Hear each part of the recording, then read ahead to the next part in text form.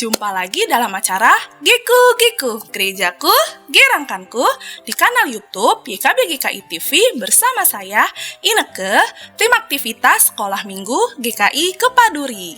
Giku Giku mau memberikan alternatif aktivitas orang tua dan anak yang sesuai dengan kurikulum Sekolah Minggu dari Bina Warga. Giku Giku, Gerejaku, Gerangkanku.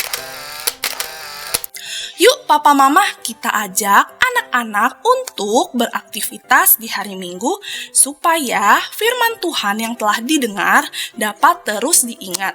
Tapi sebelumnya saksikan dulu nih yang penting buat papa mama, yaitu mini parenting berikut ini.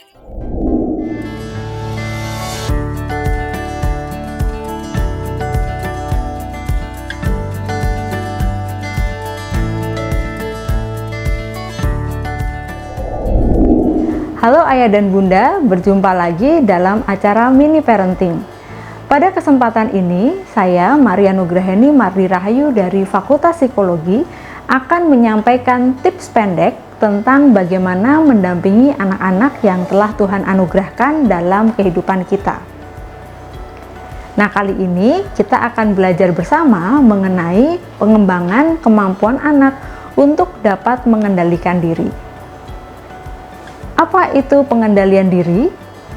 Pengendalian diri merupakan kapasitas untuk dapat mengarahkan pikiran dan perilaku kita, terutama untuk menyusun dan juga melakukan rencana meskipun ada gangguan dari lingkungan, serta dorongan yang berlawanan dengan tujuan tersebut. Secara sederhana, pengendalian diri dapat dipahami sebagai kemampuan orang untuk dapat mengendalikan apa yang menjadi pemikirannya, emosinya, dan juga dorongan serta perilaku diri sendiri. Apa pentingnya pengendalian diri untuk anak? Kemampuan untuk dapat menunjukkan pengendalian diri dalam kehidupan sehari-hari merupakan kemampuan yang penting yang dapat menunjang kehidupan supaya menjadi hidup sehat dan juga sukses. Kita perlu menunjukkan pengendalian diri yang baik dalam berbagai area di kehidupan, seperti misalnya mencoba untuk mengatur kapan kita belajar dan kapan kita bermain, atau mengatur pola makan, pola istirahat, dan olahraga supaya tubuh kita menjadi lebih sehat. Pada masa dewasa, kita perlu mengendalikan diri untuk masalah yang lebih kompleks, seperti menghentikan kebiasaan-kebiasaan yang buruk, misalnya seperti menghentikan kebiasaan merokok, lalu mengendalikan pengeluaran untuk berbelanja, atau membuat kita juga dapat menahan diri dan menghindari perilaku yang berisiko. Anak yang menunjukkan pengendalian diri yang lebih baik akan mendapatkan berbagai manfaat atau hasil yang lebih baik. Beberapa penelitian menunjukkan bahwa anak dengan pengendalian diri yang baik memiliki prestasi belajar yang baik, kemudian juga memiliki relasi yang lebih baik dengan orang di sekitarnya seperti teman sebaya maupun orang dewasa, serta punya kesehatan mental yang lebih baik dan dapat menghadapi stres dengan lebih baik. Mereka juga memiliki kecenderungan yang lebih rendah untuk mengembangkan gangguan makan atau penyalahgunaan obat-obatan. Karena pengendalian diri ini merupakan kemampuan yang penting untuk dimiliki oleh anak, lalu bagaimana kita sebagai orang tua dapat mengajarkan anak untuk pengembangan pengendalian diri yang mereka miliki? Yang pertama, orang tua perlu menjadi role model. Seperti yang sudah kita ketahui, orang tua adalah sosok yang sangat dekat dengan anak dan juga akan diperhatikan oleh anak. Seringkali untuk belajar, anak akan lebih cepat dengan mengamati perilaku orang dewasa di sekitarnya. Ketika kita ingin anak mengembangkan pengendalian diri yang baik, maka orang tua juga perlu menunjukkan bagaimana pengendalian diri yang baik pada anak. Sebagai orang tua, kita dapat menunjukkan bagaimana kita dapat mengendalikan diri kita, mengendalikan emosi negatif yang kita rasakan ketika berada di situasi yang sulit. Kita juga perlu belajar mengekspresikan emosi yang kita rasakan dengan wajar dan juga menunjukkan pada anak bahwa kita mampu mengendalikan diri untuk tidak melakukan hal-hal yang buruk. Selain itu, kita juga berusaha untuk dapat memperbaiki kebiasaan-kebiasaan buruk tersebut. Nah, kita juga dapat menjelaskan kepada anak usaha yang telah kita lakukan untuk dapat mengembangkan pengendalian diri yang lebih baik. Yang kedua, memperjelas aturan. Untuk dapat mengendalikan diri, penting bagi anak untuk mengenali apa aturan yang berlaku di lingkungannya, baik itu di rumah, di sekolah, atau di lingkungan sosial lainnya. Nah, aturan ini berfungsi untuk memberikan arah pada anak tentang apa yang boleh dilakukan dan apa yang tidak boleh dilakukan. Selain itu, anak juga bisa dilibatkan dalam membuat aturan yang berlaku di dalam rumah. Misalnya, orang tua dan anak bisa menyepakati aturan bahwa anggota keluarga tidak boleh menggunakan handphone ketika sedang belajar atau sedang makan bersama. Atau aturan sederhana lainnya seperti mengembalikan barang pada tempatnya, kemudian merapikan tempat tidur sendiri, meletakkan cuci dan pakaian kotor di tempat yang tepat, dan lain sebagainya. Nah, kita juga perlu memberikan pemahaman pada anak mengapa aturan tersebut perlu dibuat dan apa konsekuensinya jika ada anggota keluarga yang tidak melakukan perilaku sesuai dengan aturan tersebut. Nah, yang ketiga, kita perlu mengajak anak untuk mengenali konsekuensi dari tindakannya. Kurangnya pengendalian diri tentu akan memunculkan berbagai konsekuensi yang negatif pada diri kita. Misalnya, membuat kita mengembangkan gaya hidup yang tidak sehat, punya relasi yang buruk dengan orang lain, tidak dapat mencapai prestasi yang optimal sesuai dengan kemampuan kita, bahkan kita juga bisa terlibat dalam perilaku yang berbahaya. Nah, anak-anak perlu diajak untuk mengenali konsekuensi dari tindakan yang ia lakukan dan bagaimana kita dapat mengendalikan diri. Misalnya, ketika kita tidak mengembalikan barang sesuai dengan tempatnya, nah berikutnya kita mungkin akan kesulitan atau membutuhkan waktu yang lebih lama untuk menemukan barang tersebut. Atau bisa saja barang itu bahkan hilang.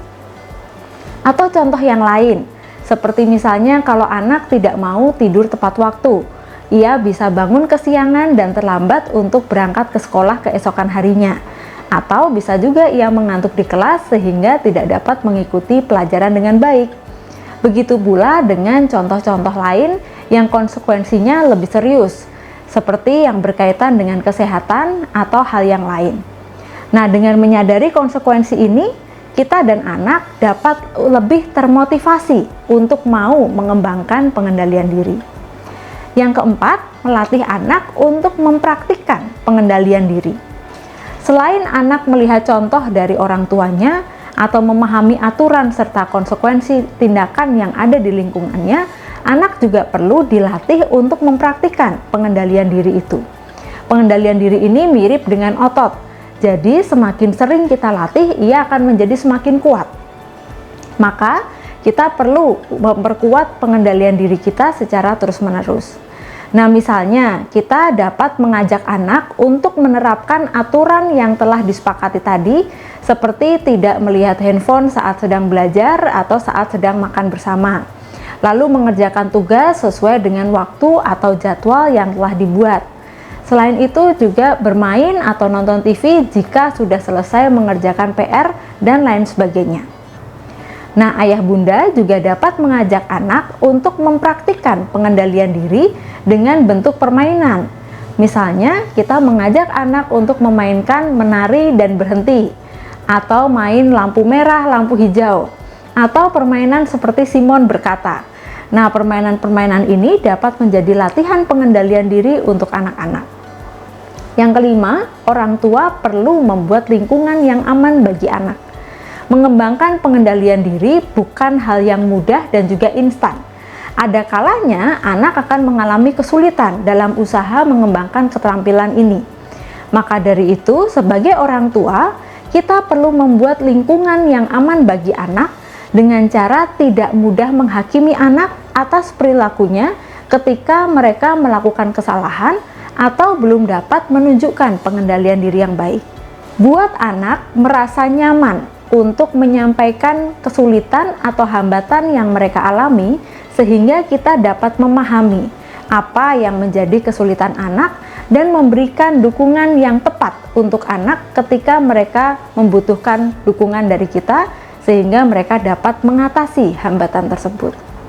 Nah, ayah bunda, pada masanya anak akan memasuki dunia sosial secara mandiri.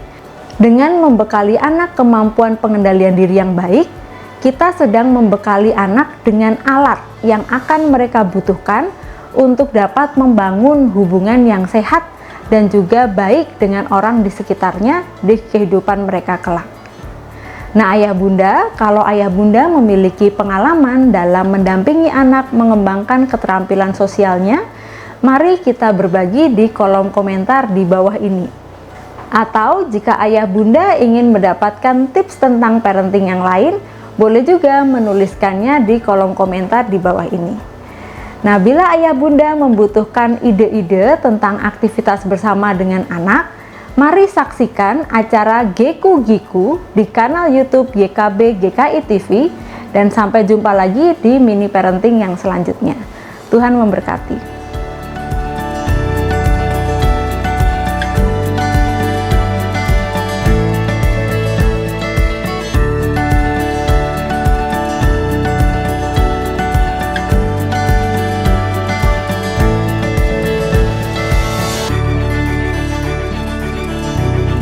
Sahabat, mari dukung pelayanan dan pekabaran Injil melalui YKB dengan membagikan link acara ini kepada sebanyak mungkin orang. Dukungan juga dapat saudara lakukan dengan mentransfer dukungan finansial ke rekening BCA ke nomor 450 305 2990 450 305 2990 atas nama Yayasan Komunikasi Bersama.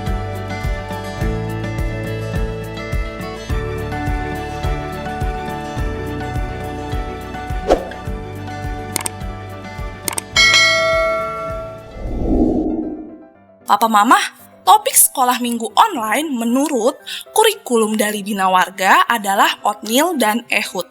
Siapakah mereka? Kisahnya dapat dibaca dalam kitab Hakim-Hakim 3 ayat yang ke-7 sampai ke-15. Othniel adalah pemimpin bangsa Israel yang karismatik di era Hakim-Hakim. Ia mengamankan bangsa Israel selama 40 tahun lamanya.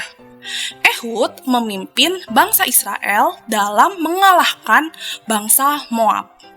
Di bawah kepemimpinannya, bangsa Israel hidup aman selama 80 tahun lamanya. Ayo Papa Mama, kita ajak anak-anak untuk menjadi seperti Othniel dan Ehud yang dipakai Tuhan untuk menyelamatkan bangsa Israel.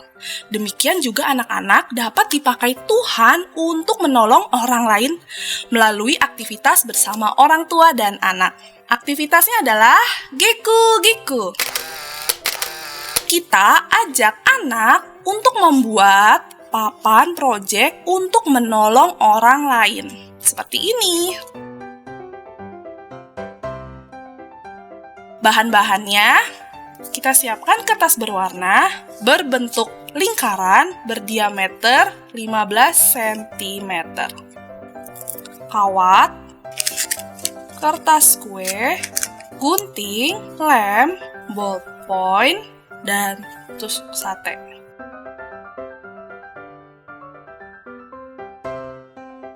Cara membuatnya, pertama, Kak Ineke sudah gunting nih berbentuk lingkaran.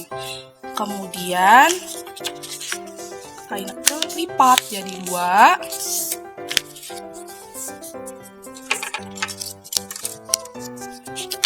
Kita gunting.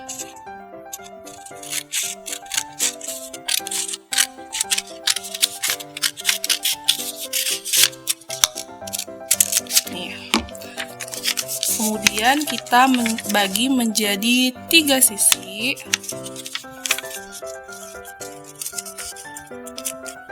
Ya.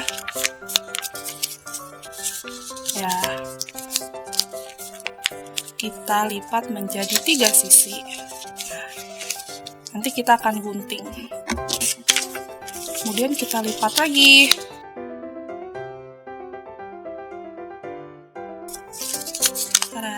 Nanti kita gunting dan kita akan tempel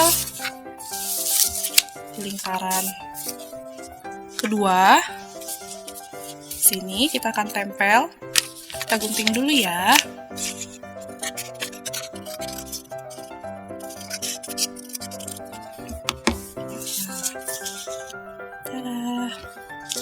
Tada. Kita gunting lagi.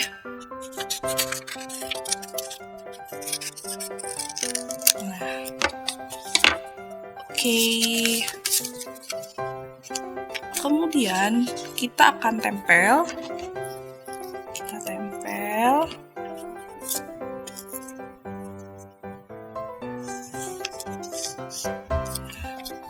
Kita tempel ya.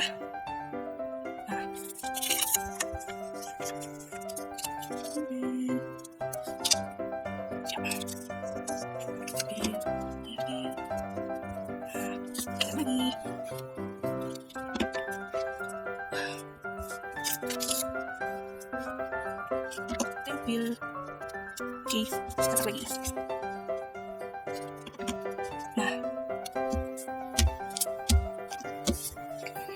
sekarang kita ambil kertas, kemudian kita lipat.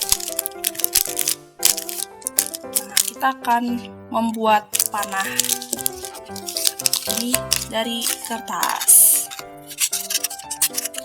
Nah, kemudian kita lipat nih sehingga berbentuk seperti panah segitiga seperti ini, sama ya. Kita lem lagi.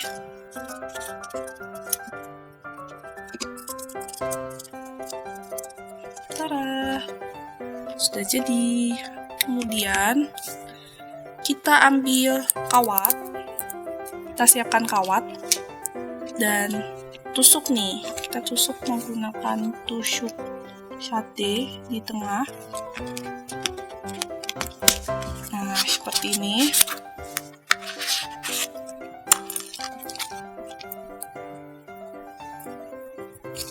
Kita masukkan kawat.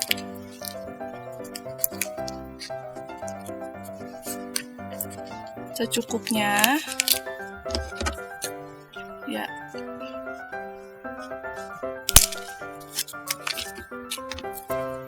Nah, habis itu kita tusuk nih. Nih. Tengah-tengah.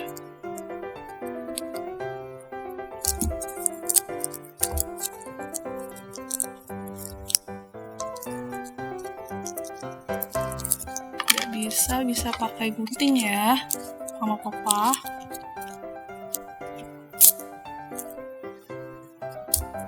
Oke, sudah belum? Kita masukkan kawatnya.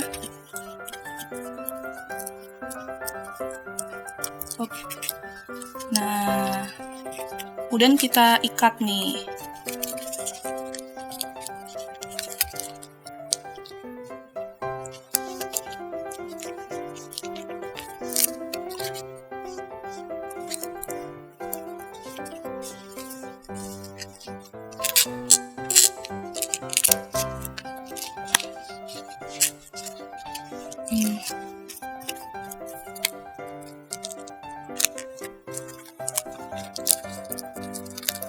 Nah, sehingga bisa digerakkan nih, ya,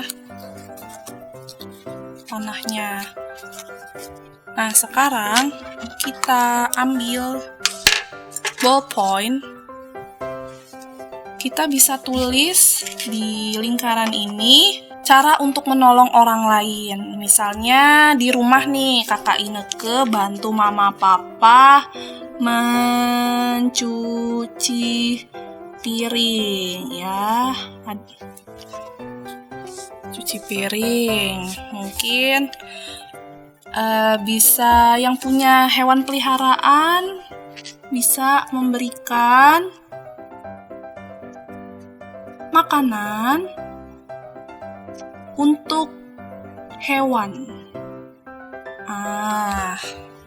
Nolong orang lain apalagi ya? Oh ya, habis bangun tidur bereskan tempat tidur. Membantu mama papa menyiram tanaman. Lagi ya. Oh ya, abis main kita merapikan mainan pada tempatnya. Habis itu, lagi ya. Meletakkan pakaian kotor pada tempatnya. Nah, jadi seperti ini. Setelah selesai membuat papan proyek, ajak anak untuk memutar spin setiap hari. Nah, seperti ini ya, kita putar. Nah, berhenti di misalnya merapikan mainan pada tempatnya. Ingatkan bahwa Tuhan dapat memakai kita semua untuk menolong orang lain. Nah, kalau papa mama senang dengan program ini, bisa klik gambar jempolnya ya. Dan jangan lupa subscribe YKB GKI TV, klik gambar loncengnya supaya papa mama tidak ketinggalan program Giku-Giku berikutnya. Sampai jumpa di Giku-Giku selanjutnya. Giku-Giku, gerejaku, girangkanku. Dah!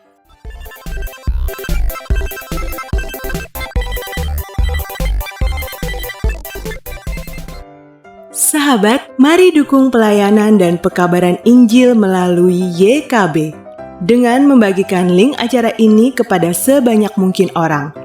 Dukungan juga dapat saudara lakukan dengan mentransfer dukungan finansial ke rekening BCA ke nomor 450 305 2990 450 305 2990 atas nama Yayasan Komunikasi Bersama.